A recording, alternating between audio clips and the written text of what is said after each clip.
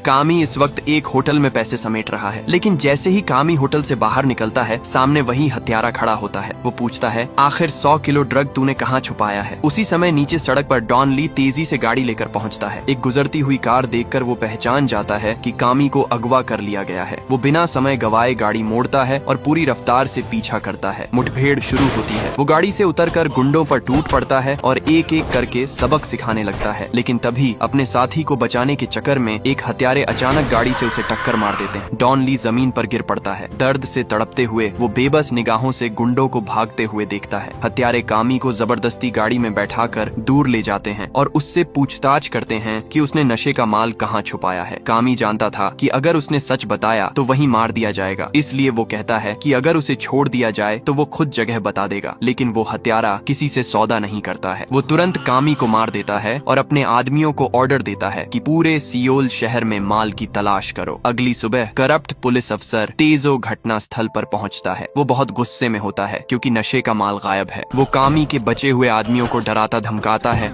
जिससे उसे पता चलता है कि माल अब तक किसी को नहीं मिला है। दूसरी तरफ डॉन ली को कामी के एक आदमी से ड्रग नेटवर्क का पूरा सिस्टम पता चलता है। उसे ये भी मालूम होता है कि इस धंधे में एक रहस्यमयी कोरियन पार्टनर शामिल है, लेकिन अभी किसी को नहीं पता कि वही तेजो है। डॉन ली पहले ड्रग्स ढूंढने का फैसला करता है। वो एक गैंग लीडर को गाड़ी में बांधकर हर उस जगह ले जाता है जहां माल छुपाया जा सकता है। इधर तेजो के आदमी कामी के घर में तलाशी ले रहे होते हैं। तभी हत्यारा अपने आदमियों के साथ पहुंच जाता है। वो पुलिस वालों को आसानी से हरा देता है और जैसे ही उसे पता चलता है कि सामने वाला पुलिस है, वो उसे मार देता है।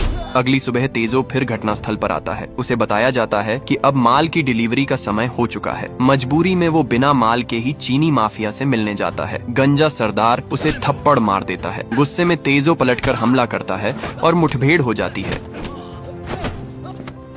आखिरकार तेजो सबको मार देता है और उस सरदार का भी अंत कर देता है। थोड़ी देर बाद डॉन ली वहां पहुंचता है और समझ जाता है कि पुलिस के अंदर ही कोई गड़बड़ है। वो बुसान जाकर तेजो के बारे में जानकारी लेने की कोशिश करता है, लेकिन एक ऑफिसर उसे गालियां देने लगता है। गुस्से में डॉन ली उसकी एक उंगली तोड़ देता है और अब उसे पूरा यकीन हो जाता है कि ये सब करप्ट पुलिस है। उसी दौरान एक आदमी को याद आता है कि याकूजा का एक और ठिकाना है। तीनों वहां पहुंचते हैं, लेकिन अंदर जाते ही लीडर अपने आदमियों को चाकू लेकर हमला करने का ऑर्डर देता है। डॉन ली अकेले ही सबका सामना करता है। वो पहले लीडर को पीटता है और फिर पूछताछ करता है। उसे पता चलता है कि वे भी ड्रग्स ढूंढ रहे हैं, लेकिन उन्हें भी अभी तक ड्रग्स मिला नहीं है। तभी डॉन ली के एक आदमी को एक शिप का कार्ड मिलता है। तीनों शिप पर जाकर देखते हैं और पाते हैं कि वही नशा बनाने की जगह है। सेफ खोलने पर अंदर रस्सियां मिलती हैं। डॉन ली समझ जाता है कि माल समुद्र में बांधकर छुपाया गया है। वाकई उन्हें 100 किलो ड्रग्स मिल जाता है। वे सीधे थाने नहीं जाते, बल्कि पहले करप्ट पुलिस को पकड़ने की योजना बनाते हैं। एक याकूजा की मदद से तेजो को फोन करवाया जाता है कि नशा उनके पास है। तेजो को शक होता है और वो फोन काट देता है। फिर नशे की फोटो भेजी जाती है। अब तेजो मिलने के लिए तैयार हो जाता है, लेकिन वो ये बात हत्यारे को बता देता है और माल आधा आधा बांटने की योजना बनाता है। डॉन ली खतरे से अनजान डील के लिए निकल पड़ा। योजना थी ड्रग्स लेते ही रंगे हाथ पकड़ना, लेकिन वहाँ पहले से सैकड़ों हत्यारे घात लगाए बैठे थे। डॉन ली अंदर घुसते ही बेहोश कर दिया गया।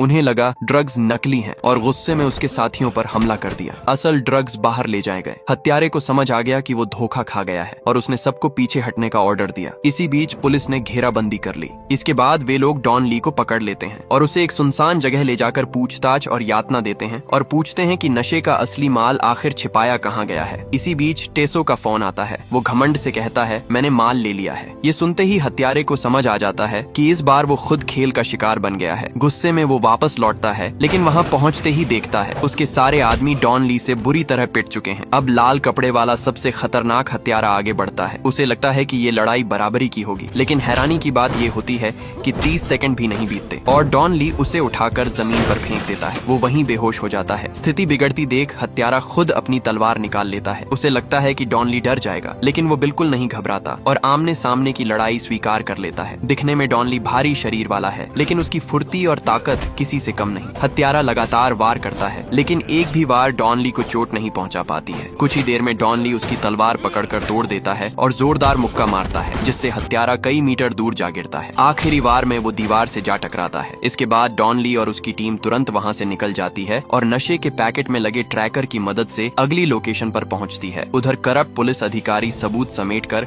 वहाँ से भागने की तैयारी कर चुके होते हैं। वे तुरंत गाड़ियों में बैठकर भाग निकलते हैं। डॉन ली बिना समय गवाए अपनी गाड़ी से उनकी कार को जोरदार टक्कर मारता है। अफरा तफरी में टेसो नशे का एक बैग उठाकर भागने की कोशिश करता है। क्योंकि उस जगह पुलिस स्टेशन है, बाकी लोग डॉन ली को रोकने की कोशिश करते हैं। डॉन ली अकेले ही अंदर घुसता है और टेसो को पकड़ने की कोशिश करता है। टेसो पीछे से डंडे से हमला करता है, फिर आंखों पर वार करने की कोशिश करता है। वो हर गंदी चाल अपनाता है ताकि जीत सके। डॉन ली जवाबी हमला करता है और उसकी कई हड्डियां टूट जाती हैं। थोड़ा कमजोर देखकर डॉन ली एक पल के लिए लापरवाह हो जाता है। इसी दौरान टेसो को एक बंदूक मिल जाती है। लगभग डॉन ली की जान चली ही जाती है, लेकिन आखिरी पल में गोली खत्म हो जाती है। अब डॉन ली कोई गलती नहीं करता। वो पूरी ताकत से एक एक वार करता है और अंत में टेसो को जोरदार मुक्का मारकर इस फाइट को खत्म करता है। जब बाकी पुलिस वहाँ पहुँचती है तो सब कुछ खत्म हो चुका होता है। डॉन ली इस पूरे केस को सुलझा देता है। आखिर में सभी साथ मिलकर इस जीत का जश्न मनाते हैं और यहीं ये फिल्म समाप्त होती है। अगर ये स्टोरी अच्छी लगी है तो वीडियो को लाइक और शेयर कर दें और पेज को फॉलो कर लें।